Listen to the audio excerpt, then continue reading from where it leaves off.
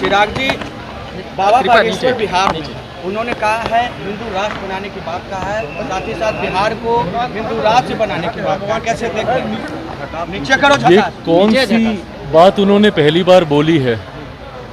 बाबा बागेश्वर ने हमेशा से अपनी इस इच्छा को जाहिर किया है कि वो भारत को एक हिंदू राष्ट्र बनता हुआ देखना चाहते हैं। जो लोग उनसे सहमत हैं वो उनके कार्यक्रमों में जाते हैं, उनमें आस्था रखते हैं, उनकी बातों को, उनके प्रवचन को सुनते हैं।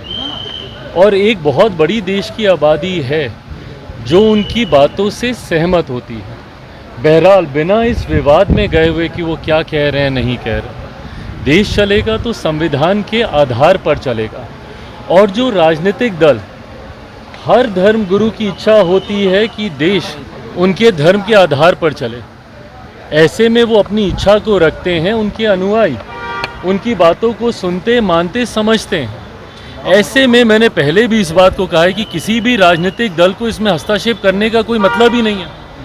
जब ये बात स्पष्ट है कि देश संविधान के आधार पर चलेगा, बट कुछ राजनीतिक दल उसमें अपनी राजनीतिक रोटियां सेकने के लिए, तुष्टीकरण की राजनीति को बढ़ावा देने के लिए और किसी एक धर्म विशेष को अपने पक्ष में करने के लिए बिना मतलब के इसमें आरोप प्रत्यारोप लगाने लगते हैं। बाबा बागेश्वर ने पहली बार नहीं कहा, उन्होंने कई बार इस बात को कहा। बट ऐसे में जो यहाँ के स्थानीय राजनीतिक दल हैं, पहले तो उनके आने का ही विरोध करने लग जाते हैं, उसके बाद उनके यहाँ रहने का, उनकी बातों का, उनके कहे का। भाई आप एक राजनीतिक दल हैं, आपको क्या लेना देना कोई धर्मगुरु आके क्या कह रहे हैं नहीं कह रहे हैं। जब किसी दूसरे धर्म के लोग अपने धर्म के बारे में सारी बातें करते हैं, तब तो ये लोग नहीं बोलते राजद जैसी पार्टियाँ। क्यों? क्योंकि उस वक्त इनको तुष्टीकरण करना होता है। हकीकत ये है कि देश में एक बड़ा राजनीतिक दल और ख़ासतौर पे विपक्षी दलों का एक समुदाय अब ऐसा बन गया है जिनके लिए भारत में सेकुलरिज्म का मतलब एक धर्म विशेष का तुष्टीकरण करना है। ये सोच ही पूरी तरीके से गलत है। राजनीतिक दलों को अपनी टिप्पणी सिर्फ राजनीतिक आधार पर ही रखनी चाहिए और सिर्फ सरकार की नीतियों के आधार पर करनी चाहिए। धर्मगुरुओं ने कई बार ऐसी बातें कही और कई धर्मगुरु ऐसी बातें करते रहे हैं। इस विवाद में किसी राजनीतिक दल को पढ़ने की ज़रूरत ही नहीं है। राजद के पास अगर इतना ही समय है तो फिर वो भी अपनी एक धर्मशाला अलग से खोल लें। फिर क्यों वो किसी एक राजनीतिक संगठन का हिस्सा बने हुए हैं? अगर उनको टिप्पणी करनी है, करें ना भैया, बिहार में हमारी सरकार को लेकर, करें देश में हमारी सरकार को लेकर।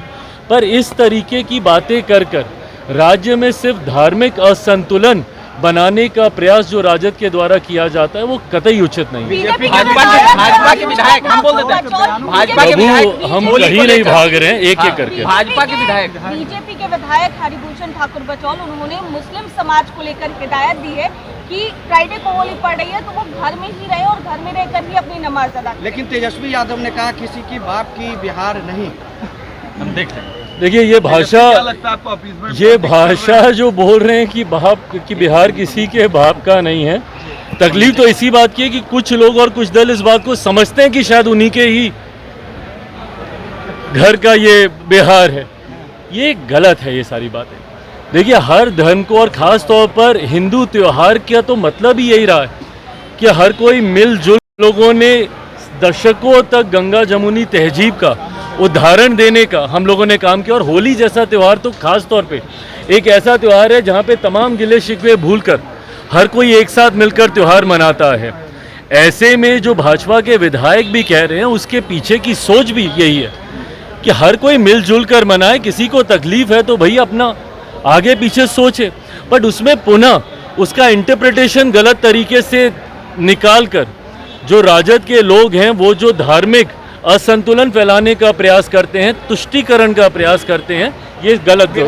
चुनाव नजदीक है और ऐसे में कांग्रेस जो है वो पद यात्रा निकालने वाली है, पलायन रोको पद यात्रा। अच्छा बताइए, पलायन रोको पद यात्रा, पलायन शुरू किसके समय में हुआ था?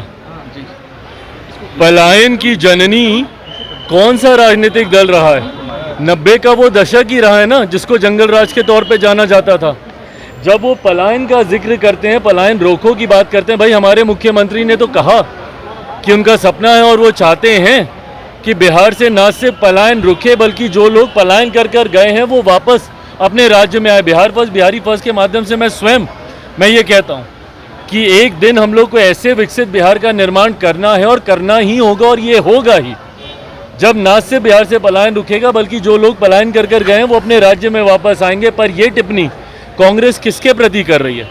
राजद के प्रति ही कर रही है ना, जिनके समय में सबसे ज़्यादा पलायन हुआ था। आज मैं भी देश के कोने कोने में जाता हूँ, वहाँ पर जब बिहारी मिलते हैं वो मजबूर हुए हैं बिहार को छोड़कर दूसरे राज्यों में जाने के लिए। जब मैं विदेश की यात्रा पे भी जाता हूँ, वहाँ पे भी खास तौर पर बिहारी डायस्पोरा से इंटरेक्ट करता हूँ, उनसे मुलाकात करता हूँ, और उनका वो दुख मुझे उनकी बातों में दिखाई देता है कि किन परिस्थितियों में उनको अपना प्रदेश छोड़कर दूसरे देशों में जाना पड़ा, और आज पीढ़ियाँ वहीं पे बस के रह गई हैं, अपने ही राज्य में प्रवासी कहलाते हैं। तो जब कांग्रेस ये बात कहती है तो सीधा निशाना कहीं ना कहीं ये राजद पर ही है। और इस बात को मैं कई बार कह चुका हूँ, पुनः दोहराता हूँ कि ये महागठबंधन का जो स्वरूप चुनाव से पहले अभी दिख रहा है, संभवतः ये स्वरूप चुनाव में हम लोग को देखने को नहीं मिलेगा।